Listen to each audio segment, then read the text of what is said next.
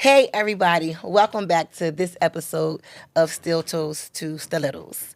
Today's episode is a little bit softer, it's a little bit deeper, and it's going to remind us that rebuilding always doesn't really mean goals, new chapter, business, uh, entrepreneurship. It's not always about, those type of things. Sometimes rebuilding is about being able to live again after life tries to take you out.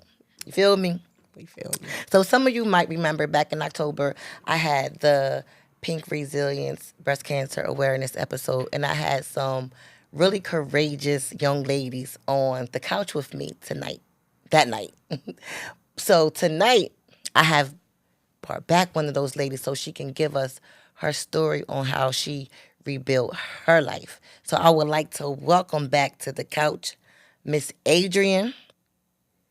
But today, like I said, she's back for this one-on-one conversation. And it's all about her rebuild after breast cancer, her rebuild after chemo, after remission, after the body changes, and the unimaginable loss of her daughter.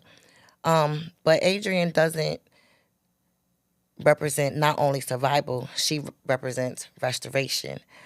She's now cancer free, Yes. standing in gratitude, Yes, and yes. she is choosing to live again fully, which I really, really love this for her. So, if you know someone who has faced illness, grief, or a journey of starting over, you do not want to miss this episode.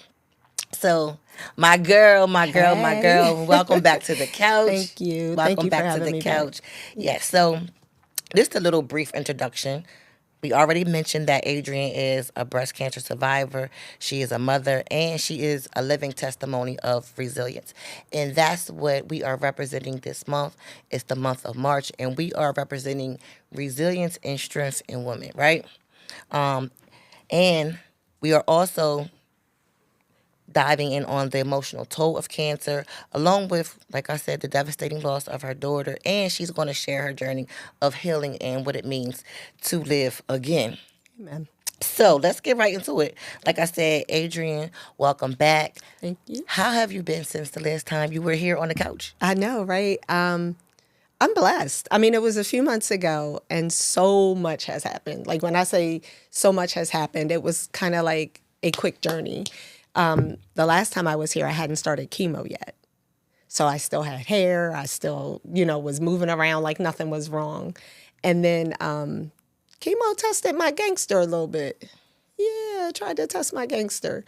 But I just kept going, kept smiling, kept claiming victory, and just doing what I needed to do to keep going. I had people around me counting on me, and just maintaining normalcy was the important thing for me. Take us back to the first moment when you found out that you had breast cancer. The gut punch. I thought I was being punked. I really did. I remember you telling me the story, but for those who don't know her Yeah. story, I mean, you tell it really well. You tell it with a lot of with ease. Yeah. But you said it was a gut punch. It was a gut punch. It was a gut punch. Regular mammogram, annual mammograms. A lot of women talk about they feel a lump or, something like that. They feel like something was wrong. Nothing was wrong. I just went for my annual Your mammogram. annual mammogram. You went to the imaging center, got your mammogram done. Yes. They said, okay, the doctor will call you with the results. And And they called and said, we see something. And I said, okay. So I'm just thinking, all right, it's calcification or something. I had just had foot surgery and I was like, okay, well, when do you need me to come back in? And they were talking about it. We were looking at dates. And then they told me about this copay. And I said, oh, I'm not paying that. I'm not coming. It'll be all right. It's just a calcification. And I literally brushed it off for a minute. wait, so they told you had to pay, your doctor's office told you had to pay a copay to come back in for them to read the results of your mammogram. No, Oh, the lab. Yes, to get another test. Okay. Because okay. the first test they saw something, so they wanted to do a I different do another imaging. test. Okay. All right. And it was like a $300, $400 copay. And I was like, I'm just not paying it. That's ridiculous. Yeah. If you see something wrong, Yes. just. But and then I followed up with my primary care, and that's when he said, Adrian, you need to go. And I said, okay, well, you got to do something so I don't have to pay, Right. And I was being stubborn because in my mind, nothing was wrong. And it definitely wasn't breast cancer. Yeah, definitely wasn't breast cancer. So I ended up going back, and they did the imaging, and they made me wait. And that was kind of like, okay, this is weird. Then they came back out, and they said, okay, we need to do a biopsy. Were you by yourself? I was by myself. And I was like, okay, when do you want to do it? And they said, as soon as possible. So I think I came back in a few days. My husband came with me. They did the biopsy and made me wait. And when they came back with the results, they were like, we're going to send you to an oncologist just to, take a look at this, and we'll call you and schedule the appointment. So when they called me and I went in, he was very blunt. I love it, though. He was very blunt. You have breast cancer. He said, but we caught it in stage 1, but it's taken up 40% of your breast tissue. My recommendation is a mastectomy. And I said, really? Or am I being punked? Like, I literally thought I was being punked. And I was like, okay. So I listened to him. He spilling out things. And I said, okay, so what do we do now?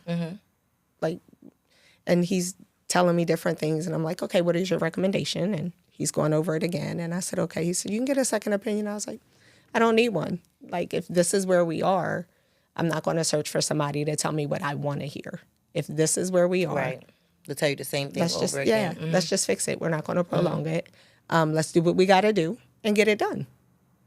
And he said, okay. When you left the doctor's office, what was like your first words to your husband? I was First silent. thought. I was silent. What did he say? He was silent. I think he was more shocked than I was. You couldn't even get a word out your mouth. We were quiet for a minute. And then finally I just kind of took a deep breath, and I was like, here we go. Like, this is it. This is the journey we're on, and we got this. And that's it. And we just did whatever we needed to do step by step, and didn't share it with everybody. Kept it quiet. Told the immediate family, my close friends, and that was it. And I was like, this is where we are, and here we go. Now, I know, just from speaking to you and talking to you, that you definitely kept a positive mindset about it. Tell the people, how did you keep this type of mindset? Like, how did you do it? Faith. I trusted God. Like, there's no other, I can't say anything else but that. And it was one of those things where I said, okay, God, there's purpose in this. You'll still get the glory from it. And I remember telling the doctor, just tell me what I need to do so I can tell God what he needs to do. And that was it. And I just, God, what we doing now? This is where we are. We prayed. Every appointment, I prayed. I ministered to people while I was there. Like, it was like, this will not define who I am. At the Helen Graham, I have 2 friends who have just recently visited the Helen Graham Center. Okay. Because they were getting the IV infusion. Okay. The chemo or the radiation? No, it's not chemo. It's I can't get the word off the tip of my tongue. When your iron is low. Okay. When your iron is low, and they have to get that infusion. So I had 2 friends. This basically tell me the same story about going into this space. Because they're just there because they're iron deficient. They're going to be there for a couple hours, and they are around people who are there, whose lives are on the line. Yeah. And they have to just be in amongst these people, and how it's just a surreal feeling, and how you walk in there and how you come out is just not the same. It's just not the same. It's not. But you went in there ministering to people while you were in the same space, in the same place. And my nickname was Wonder Woman. Yeah. So when they asked, every time they administered medicine, you have to give your name and date of birth. So they would say, all right, sweetheart, what's your name? And I say Wonder Woman. So it got to a point when I walked in, they called me Wonder Woman because I'm not going to be defeated. This is not going to defeat me. Where did you get this initial strength from? Like, did you cry?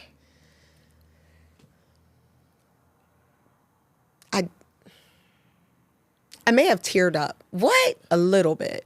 But crying? No, Nah. because I just asked that question like, Cheris, that's a dumb question. Of course she cried. Of course she broke down and cried.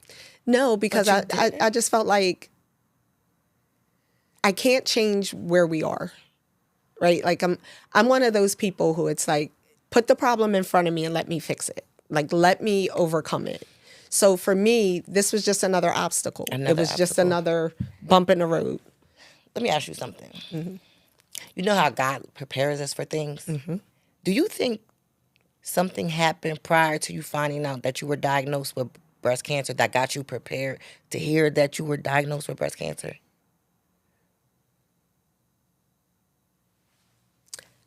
I'm going to say no, but I'm going to preface that with my faith is what strengthens me.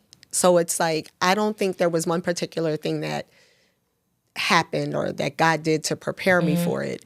But because of the relationship I have with him and because of the time I spend with him, it was one of those things where his word would just come back to me. And it's like, okay. And I go back to thinking, I think about Daniel sometimes, and it's like, people always talk about he was in the lion's den and you know, God closed the lion's mouth.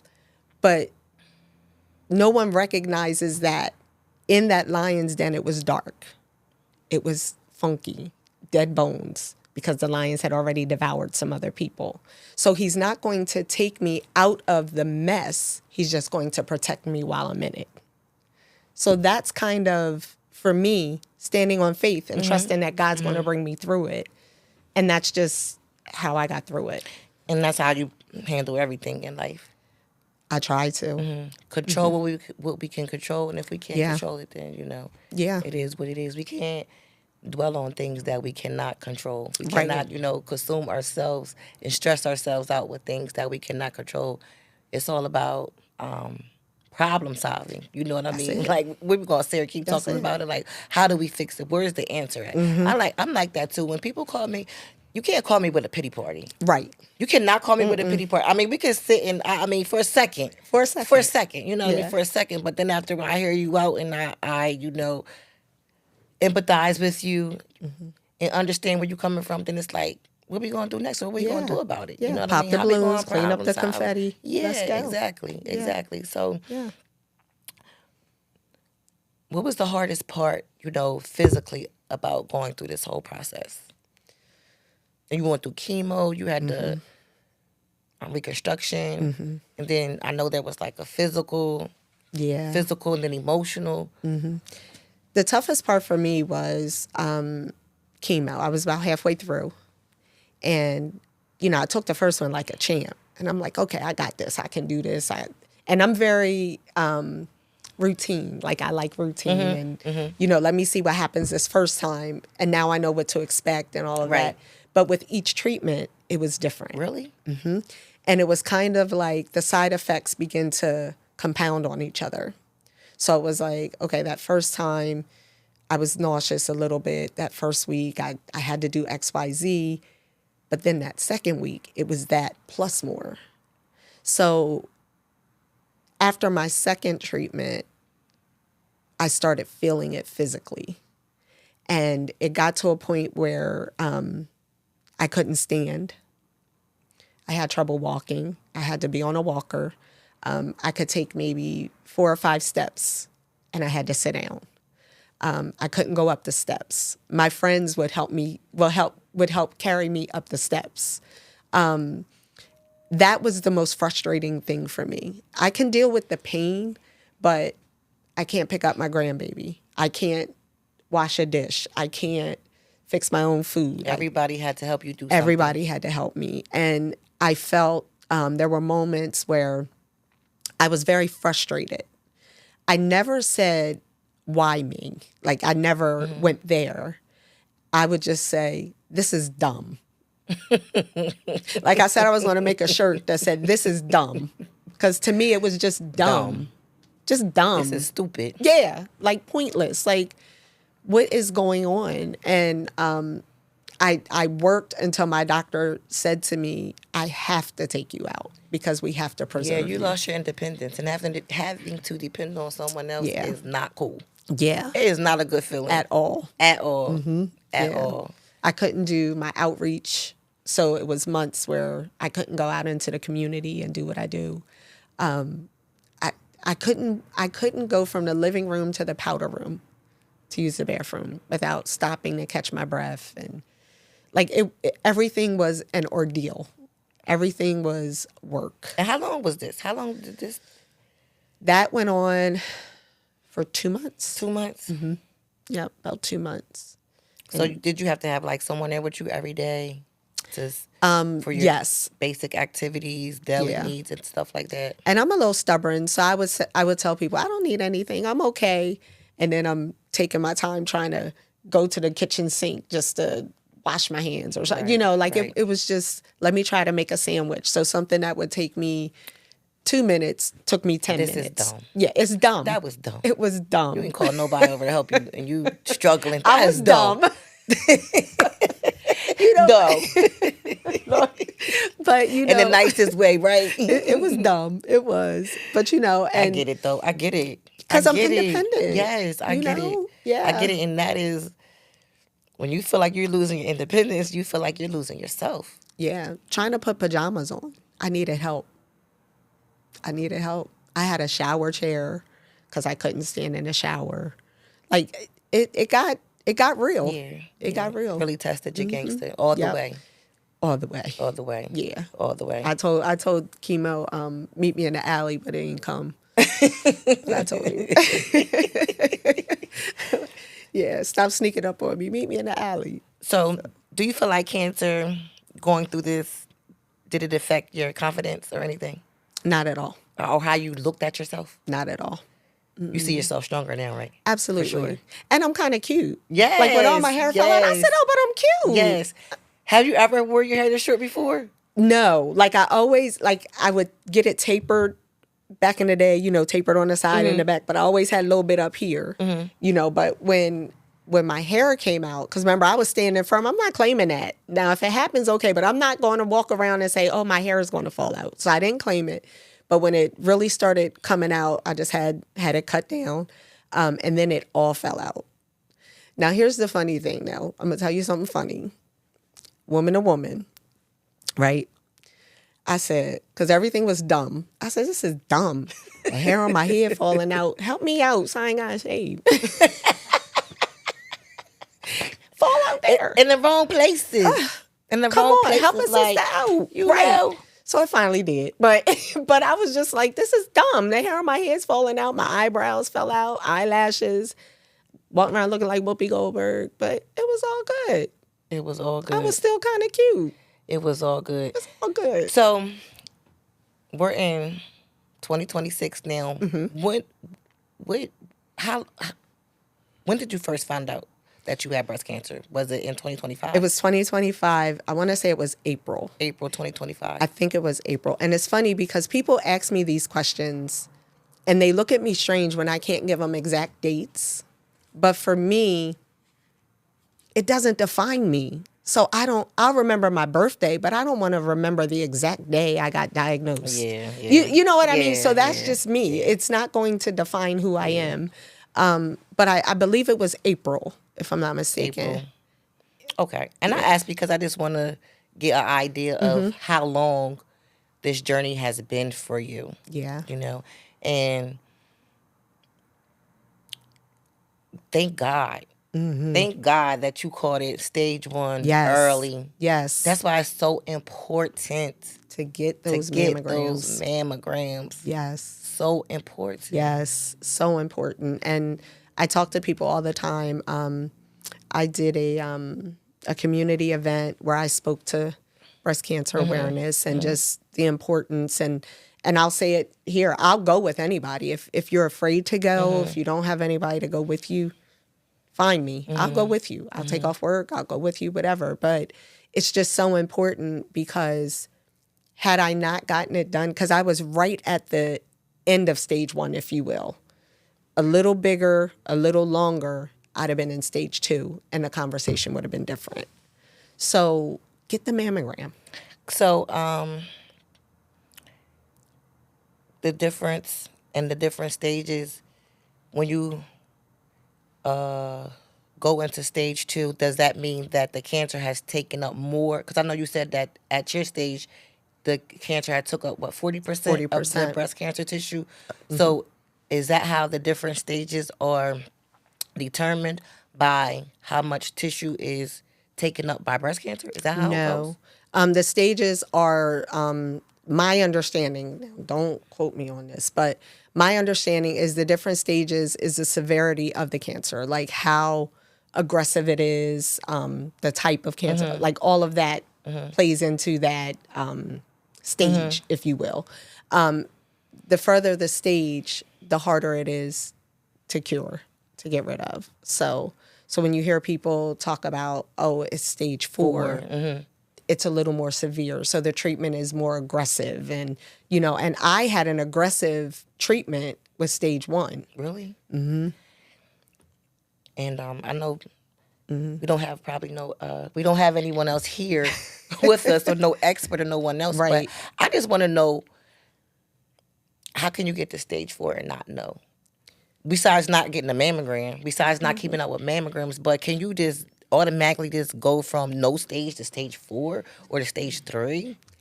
I don't know, but I will say this. I get my mammogram every year.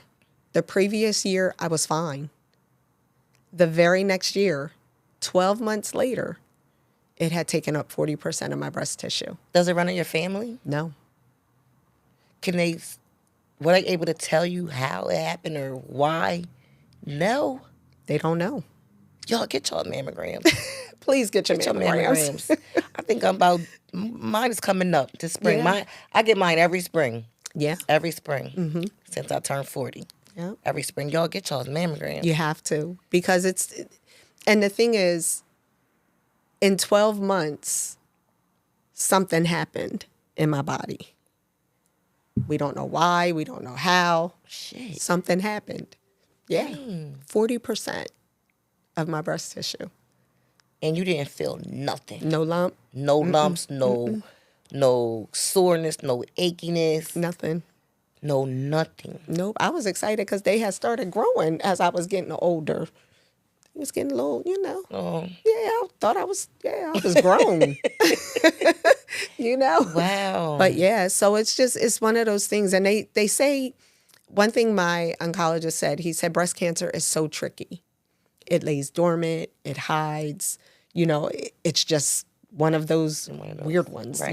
But so get the mammogram. Get the mammogram, So what does remission feel like? So it was funny because, not funny, haha, but funny, interesting, because my last treatment, I was on the walker, and they took me to on the ring the walker. bell. I seen you when you had the walker, and I was like, oh, shit. Yeah. Are you okay? Like, I looked at you like, you was like, I'm fine, I'm fine. You was like, no, seriously. I'm like, okay. Like, okay. He's like, no, I'm good. I'm like, okay. All right, okay. Yeah. But. Yeah. And I remember she was like, ring the bell. You can come over, ring the bell. And I was like, okay. And I'm walking to the bell. I said, hold on. I'm not taking this walk. Let me push this on over here. And I just kind of tipped a little bit. And I'm like, help me up, So she held me up a little bit before we started recording. And then when she left, I was like, okay, you ready? Let's hurry up before I lose my legs again. Right. But I didn't want to ring the bell with the walker. Like, Absolutely I just didn't not. want to. You know what I mean? So... But it felt amazing. And I was just like, I'll see y'all some other time. I'm out. Next time y'all see me, I'll bring you donuts. Like, I'm not coming back for a treatment or any of that. Because it's you're in this room and they literally have these chairs lined up with people in these chairs lined up in different stages, getting different treatments lined up. And it's just... I don't know. So I went in, I spoke to everybody. Hey, beautiful. How you doing, sir? and I had my big pink blanket, my laptop. Then what you doing? Oh, I'm studying. I'm going to make good use of this time. What I'm not going to do is sit here and lay in this for 4 hours because my treatment's for 4 hours. So sitting there for 4 hours, nah, give me something to do. Okay. I'm just taking it all in. It's a lot. It's a lot. This is a lot. And I just want to put myself in your shoes. You know what I mean? Because, it's so easy for us to take things for granted every day. You know what I mean? It's so easy for us to get up and go on about our lives and just take things for granted until it hits us. And I want to move with, how can I say this? I just want to move I want to be able to live and still be able to, not forget about you guys. You know what I'm saying? I want to, and I don't know what that is really called right now at the moment, but when you guys come into my space and you sit on the couch and when I meet you guys out in the community and you tell these stories of tragedy to triumph, it's like, wow, what are you, a robot? What are you, a machine? Because what human being has to go through this? You know what I mean? Like, and make it out. You know what I mean? And make it out. So it's a beautiful thing. It's hard, but it's beautiful to see you come out, on the side and, be able to tell your story. And then I think about all the people that you did come in contact when you were in the Helen Graham Center. You're in and out and you're seeing all the people lined up in the chairs. And it's a lot. It's a lot.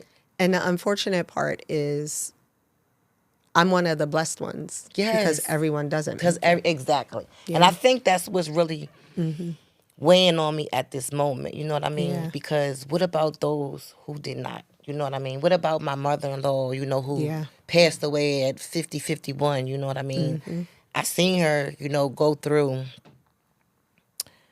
not being able to make it to the kitchen. Yeah. Not being able to, reach up and get a plate out of the cabinet.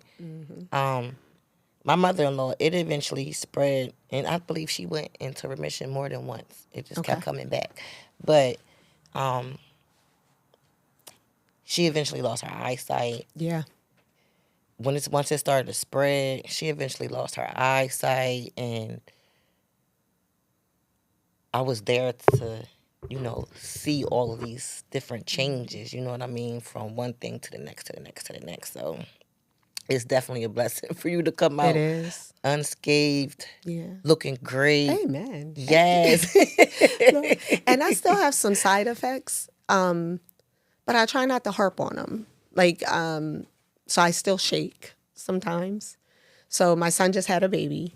And I went to give the baby a bottle, and he saw my hand shaking and panicked. And I was like, I'm fine. It's just a side effect. It'll pass, But, so shaking is a side effect of the medication, the chemo? Yeah, from the chemo. Okay. Yeah. So, and it's like I can sit here now and I'm fine, but I can go to pick something up and I'm shaking, and I can't control it. Right. And I just... Let it pass. It just got passed. It's just part of the process. Right. And that's how I look at it. I still have some issues with my eyes from time to time. So driving at night is a little difficult. But it'll pass. Yes. Part of the process. And I know those are small things at this point. Small things. At this point, those are small things. Yeah. Those are small things. But, there was a point when I couldn't drive. But I'm driving now. But you're driving now. Yeah. You're driving, you're walking. I'm back in heels.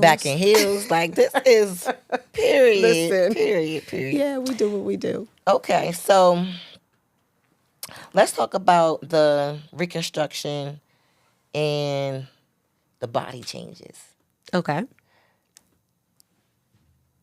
So did you know that, so I know you said when you first got diagnosed, the doctor called you in, they told you you was going to have to get a mastectomy?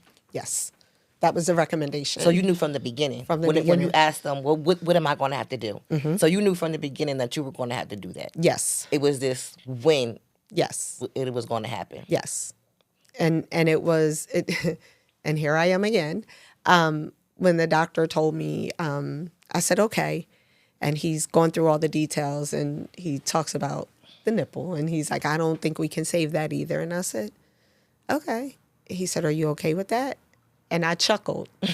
And I said, well, I looked at my husband and I said, I gave up stripping years ago, so I'm all right. And he laughed and he was like, I love your attitude. Yes. And I said, it's all in the mindset. All in the mindset. Like I can't, what was me? I'm here. I can't change it. Mm-hmm. So how do we beat it? And that's it. And that's what we have to do. That segues into my next question. How do you rebuild confidence when your body has been through, trauma? You don't let your body define who you are. You're more than just your physical appearance. So, good. That's a good one. But that starts with self-confidence anyway. That's a good one. Yeah, you have to be confident in who you are. So I thought about not getting the reconstruction. To me, it didn't matter. My big thing was get the cancer. Let's just get the cancer out. That's it. Mm-hmm. Everything else is secondary. Mm-hmm. Let's get the cancer going. Let's treat it. So when they told me we had gotten it all with the mastectomy, my lymph nodes were negative, and then it was just we had to wait to see if I needed chemo. Mm-hmm. So I felt good about that. I'm like, okay, good, we got it. And I do want to say this. When he described how the cells were, and this is me talking about my faith again. I'm just going to go there one more time and talk about how I'm protected in everything that I do. I'm protected, right? He said it was like the cancer was in a ball in the center, mm-hmm. and it was all of these things. They look like cells around it, mm-hmm. and it was containing the cancer so that it didn't spread. And he said, I've never seen anything like that. Really? Mm-hmm. And I said, well, glory be to God, because I'm protected. But the way he described that, it was like, okay, you're here for a purpose, but we're going to keep you right here because you don't have access to the rest of her. Yes. This is it right here. Yep. So there's purpose in what I went through. Yes. I don't know what it is yet, but it'll be revealed to me eventually. But it was contained. So, all right, now you can remove it. It was an easy removal, and mm-hmm. we're good to go. Mm-hmm. So now let's rebuild. How do I help others get through what I've been through? That's the beauty of it. I survived it. You can too. So what do I have to do to help you through it? Yeah. How do you? My biggest thing is just encouragement and letting people know they're not by themselves. Mm-hmm. A lot of people get caught up in their own thoughts and their own head, and they don't know what to do. So mm-hmm. they go into the woe is me. They go into mm-hmm. the what if and all of that. But if you got somebody saying, you got this, it's kind of like if you go to the gym, you can go by yourself. You may do a little bit, but if you got somebody with you, you got a partner, a trainer, a coach, pushing you and supporting you and all that, it makes a difference. Priceless, right? Priceless. Having a village, a support system. Priceless. And my village was amazing. Yeah. Bible scriptures. Do you have any favorite Bible scriptures that got you through this process that might help someone else out there mm-hmm. in their journey for rebuilding? Yeah. Jeremiah 29:11. Jeremiah 29:11. Mm-hmm. Yep. He knows the plans that he has for me, and it's one of those things where this was all in the plan, but there's an end that's expected that he has for me. Doesn't matter what I think, what I want to do. The end is written out already. Yeah. I like that.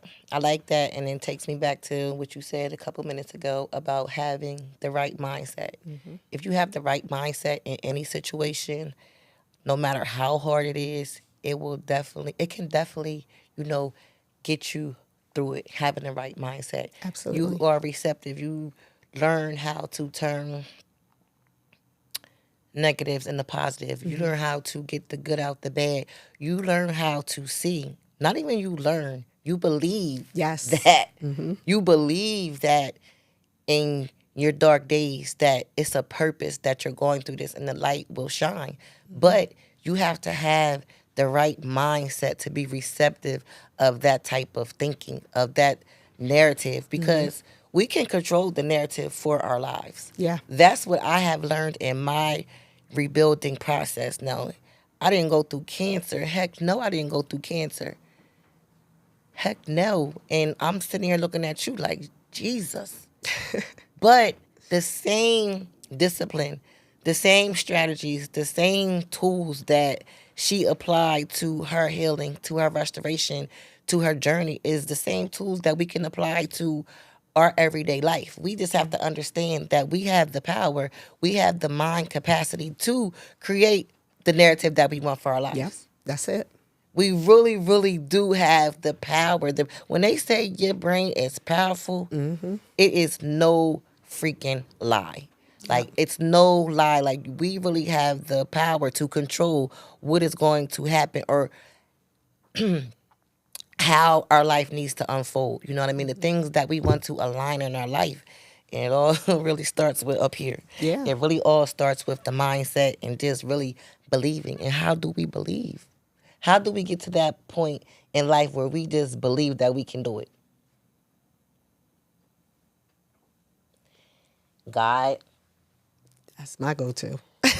Having that relationship with the man, Yes, you gotta have with that the big guy relationship. upstairs. And sometimes you gotta test it out. Yep. Test it out sometimes. Test it. Give it a test. Give it a test. And then you will see. And not only will it increase your faith, it will increase your confidence. Yes. It will increase your confidence. And in these dark days out here, all we got is God and faith. That's it. Out here, you know, that's all we can really go on. Like, that's all we have to lean on. Yep. So, yeah.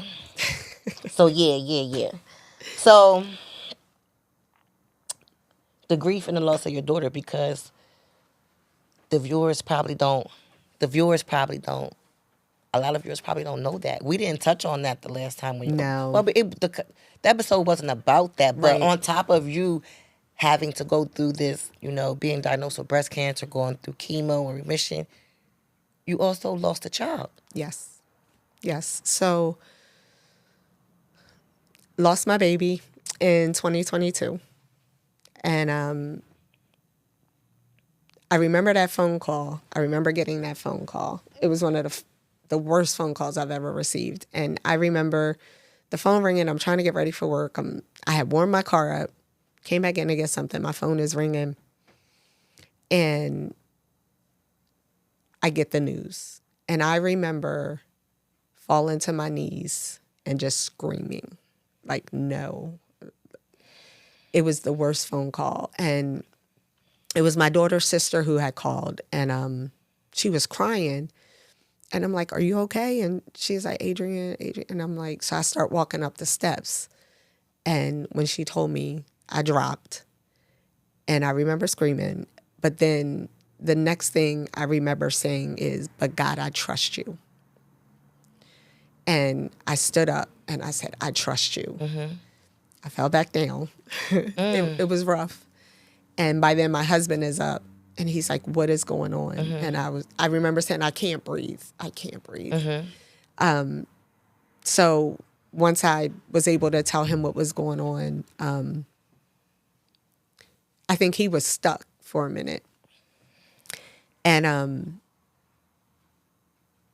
that was the hardest day I've ever faced. Yes. To lose a child. That was the hardest thing I've ever done. And but I remember saying, I have this baby here because I have my daughter's daughter. Your grandbaby. My grandbaby. And she's looking at me like, Mom, what's wrong? And she's 2 and she's trying to figure it out. And I embraced her. And it was a blur for a minute. I think it was a blur for a minute. And then a couple of my girlfriends came over. And we just started praying and, you know, just trusting God. Yep. I mean, Yep. That was all I could do. All you could do, yes. Yeah, was trust him. Yep. And she was out of state. So we're trying to figure that out. And I think I was just in disbelief for a minute. But everyone who came to the house, Micaiah had touched so many lives. And everyone who came to the house, I found myself consoling them. And I don't know, like I just had to keep going. I just had to keep going. I had a baby to raise. Yeah. Yeah. Your grandbaby. Yeah. So this happened in 2022, and then fast forward to 2025. So now you are, once you enter into, 2025, and you found out that you had breast cancer, but you were also grieving. Grieving, like how did you carry both of those feelings? So with my daughter, and the only way I can describe it is the fog has finally started to lift. And this is going to sound weird, but it's because of the breast cancer that I was finally able to accept and put to rest my daughter's death, if that makes sense. When she passed, I kept going. I had to keep going. I was numb to it all. Like I was just like, I remember year 2, I was like, she's really gone. Like it hit me. Like she's really not coming back. Year 2. Yeah, she had been gone for 2 years. And the time that I was down with the breast cancer was the time I was able to finally accept that she's really not coming back. Yeah.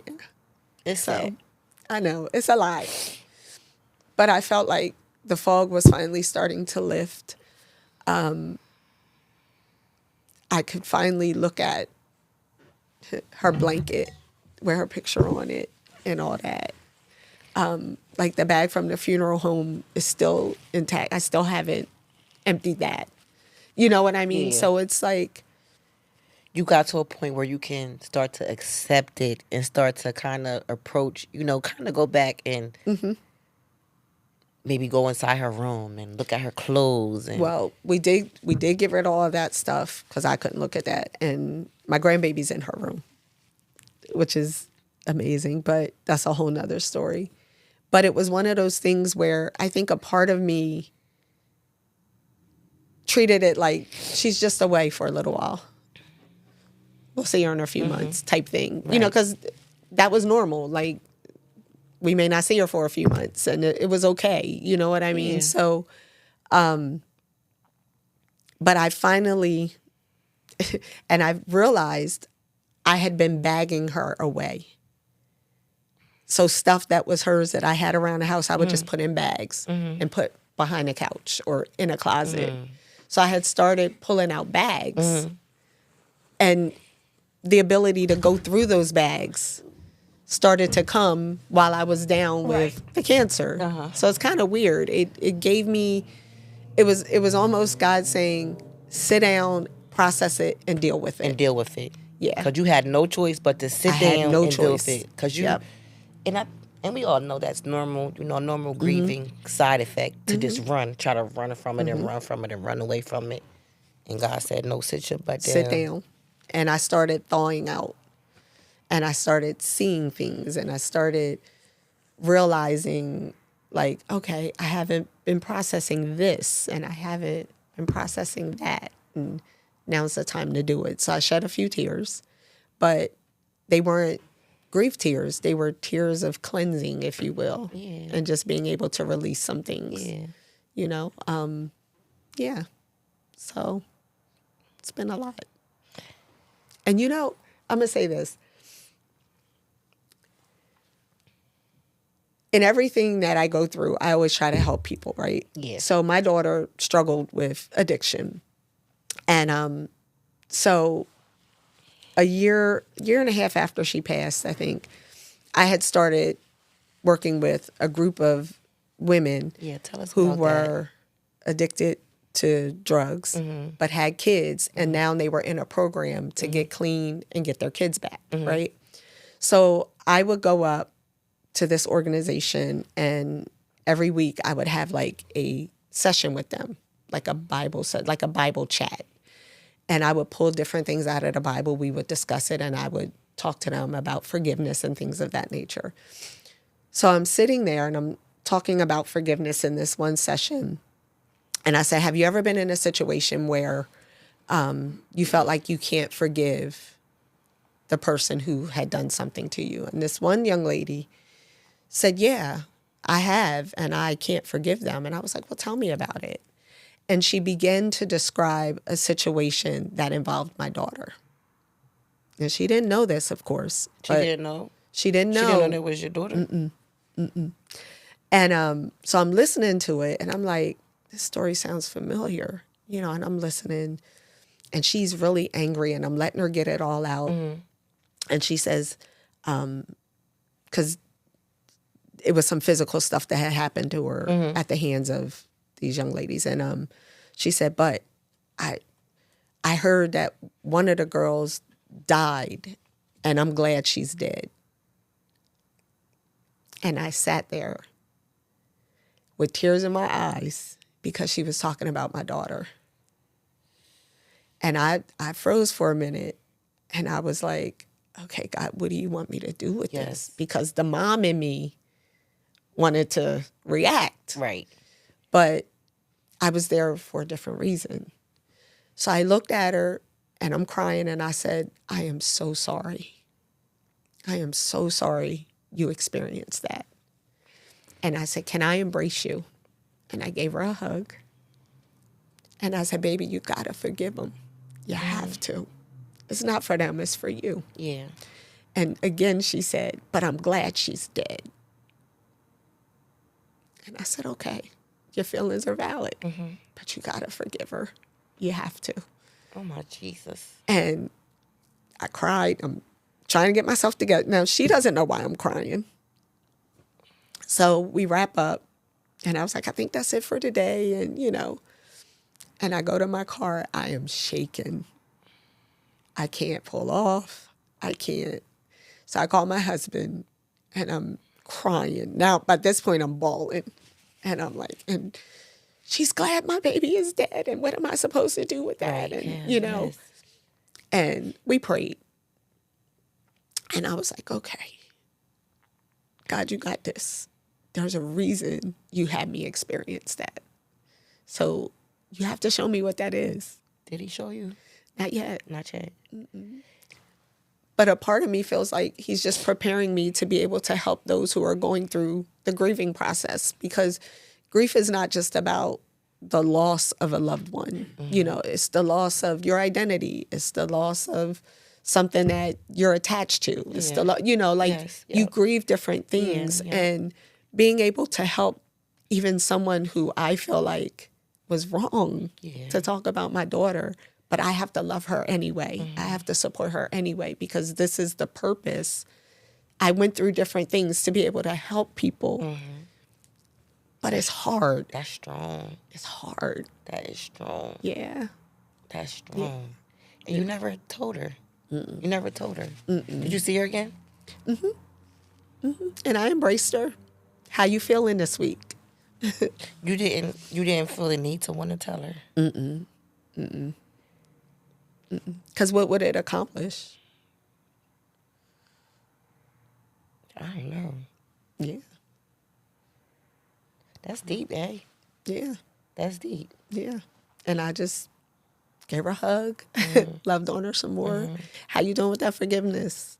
How you feeling? Do you feel the same today as you did that day? Are your feelings still the same? Yeah. Like hearing her, reiterate. It hurts.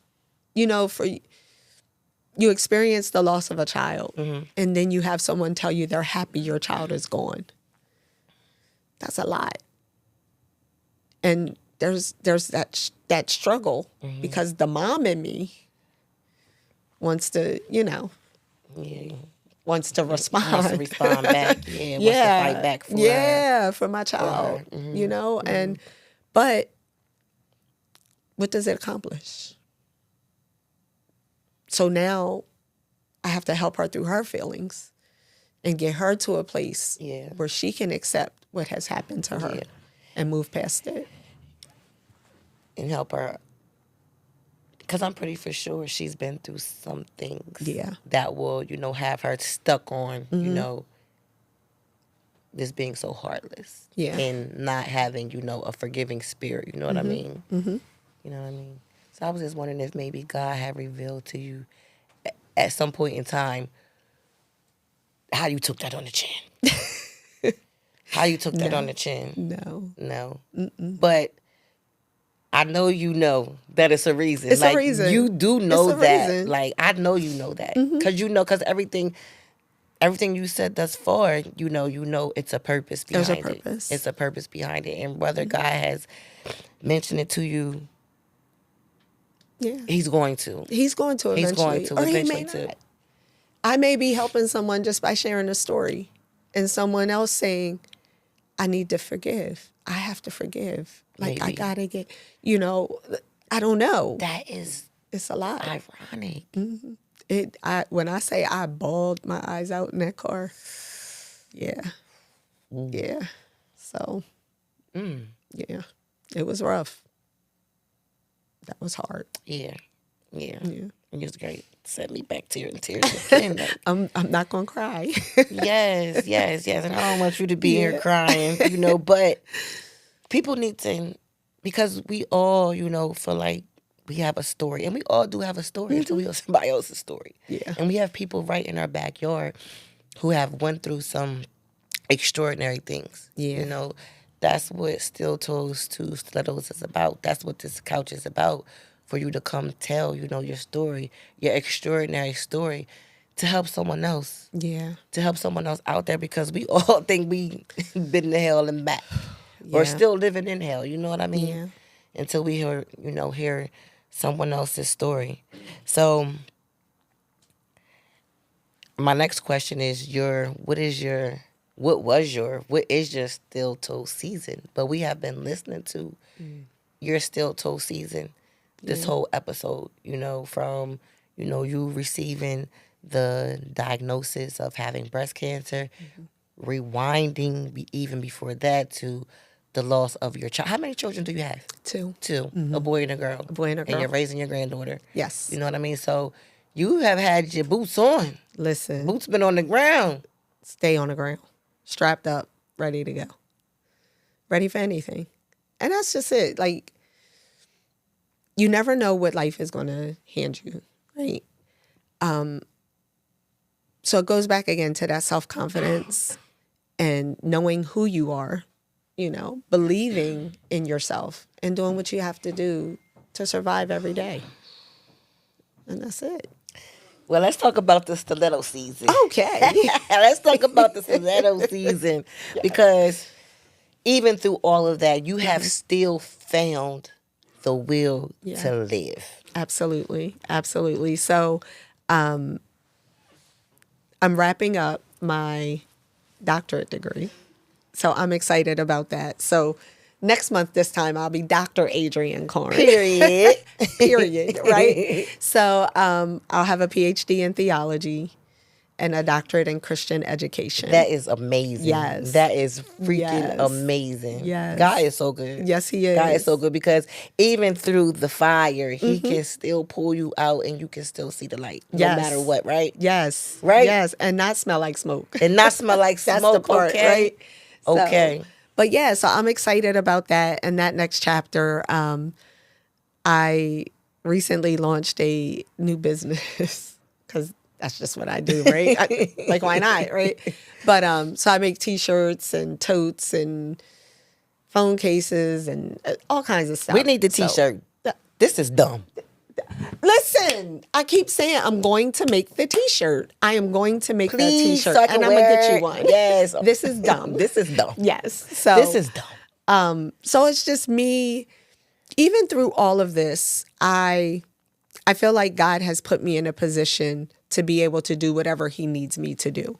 I never stopped believing. I've never stopped ministering to people. I've never stopped encouraging. I'm a life coach, so I coach people through life. I'm a counselor. So, and even in my grief, I took a grief counseling course to become certified in grief counseling. So it's just, what can I do to use my experience to help others? Help others. So right now, I just turned 55. And I'm back in my heels. I'm doing what I do. Looking and good. Just loving life. Strutting. Yeah, just loving life. And that's it. Just enjoying life.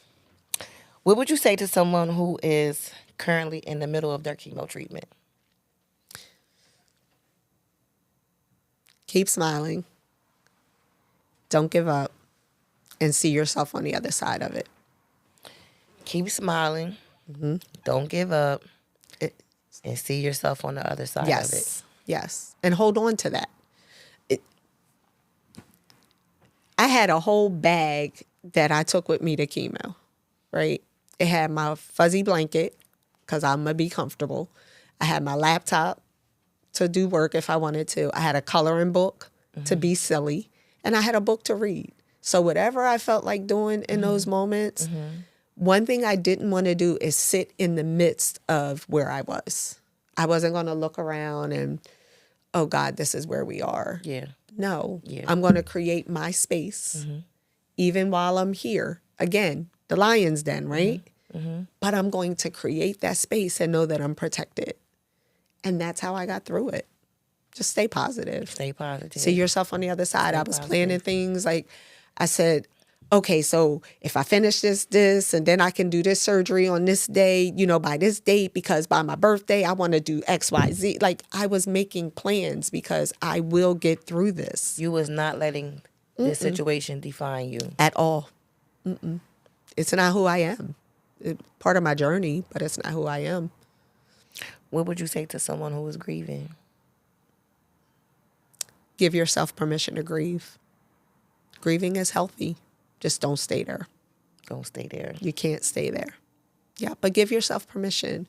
There were moments in that first year where I had to literally say, I'm not coming to work today because I need a day.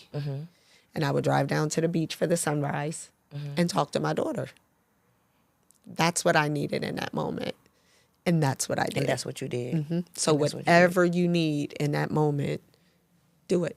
And you don't owe an explanation to anyone. You don't have to explain it. Do what you need to do for you to get through that next moment. It's not day by day. It's moment by moment. Moment by moment. And also, I would say, give yourself grace. You have to. We have to continue to give ourselves grace in all these situations because we always try to show up like we have it all together all the time. All the time. And we're human. Yeah. And we do not have to keep showing up like we have it all together. Right. We don't have to do that. Right. And giving yourself grace and allowing yourself to grieve is healthy. Yeah. Healthy. And then it reset you. Yeah. Reset you and rebuild you back up for the next moment or the next day. Instead of carrying it and it building up and building up and building up and building up. Yeah. Right? Because if you hold it in, it's just going to explode at some point. Yeah. Okay, so now that you're on the other side, you got on your heels. Hey. You got your hair growing back. You got 55. Yes. What does rebuilding look like to you now? Sky's the limit. The sky is the limit. I am, it's funny. One of my good girlfriends, Sonia, we always talk about businesses, building, businesses. Sonia's in the building, y'all. Sonia is She's here in the building. studio with us, y'all. Because she's like, my girlfriend Sonia. I'm like, her over there? That's Sonia, right? She's the one that's down with all the shenanigans. And I can call her and say, okay, I got another idea. Because the two of us, we're hustlers. We'll hustle. We'll do what we got to do, right? That's right. And we're going to give it a try once and sometimes twice, But so for me, I'm ready to build that next chapter. Like I'm currently looking for property because there's things I need to do and I I can't do it at my house, but if I'm going to help people, I need that space where they can come. Where they can come and dwell. It's a safe space. Your community space. And whatever you need, you can get it here. Like, I'm here for you. Like, you just want to talk? Let's talk. You need a hug? Come on in. You hungry? I got you. You need a shower? Let's go. You need some clothes? That's what it's all about right now. Just helping the next one. So y'all need a house. Y'all need some housing. Housing, a building, a multi-purpose space. Yep. Yeah. A house, shower, stove, kitchen. Kitchen, because you know I like to feed people. Yes, so you can feed them so they can take a shower. Yes. Get some clean clothes. Get some clean clothes on. Yep. Let me help you with your resume. Let me hook you up with this. Financial literacy classes. All types of stuff. So that's the next thing. Yeah. God is going to do it for you. Yes, he is. He I believe is going to do it for you. I believe it too. Mm-hmm. I believe it too because it ain't no way. It's Right. no way.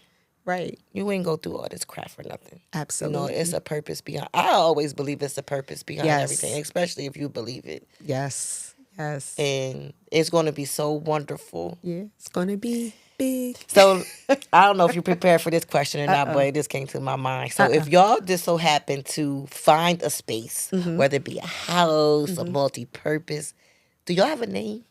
Just because. Oh, period. Period. Just because. Just because. Yes. Just yes. because. Yes. Okay, well, I love this. I love this. Well, I thank you for coming back to the couch. Oh, of course. I thank you for coming and sharing, you know, your honesty, your strength, your resilience, touching on topics that, you know, are just hard. Yeah. Just hard to talk They're about. just dumb. Dumb. They're dumb. Yes. Dumb. We had a real dumb conversation. I'm going to get that shirt. Yes, you got to get that shirt. I can't wait to wear it. Yes. But this episode is a reminder again that rebuilding can look like surviving. Rebuilding can look like grieving. Rebuilding can look like learning how to smile again. And it could also look like choosing to live fully, even after life has taken so much. To anyone listening, if Adrian can make it through it, Yes. there is hope for you too. Adrian, Yes. the couch is always open. I love it. You have to definitely come back and keep us posted. Okay. And keep us updated on all your endeavors. I really, really appreciate you again, sharing your story.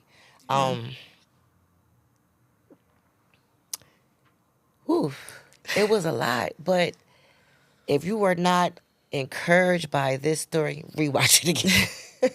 Rewatch it again because I can walk out of here. I'm going to be able to walk out of the studio with a lot of gratitude.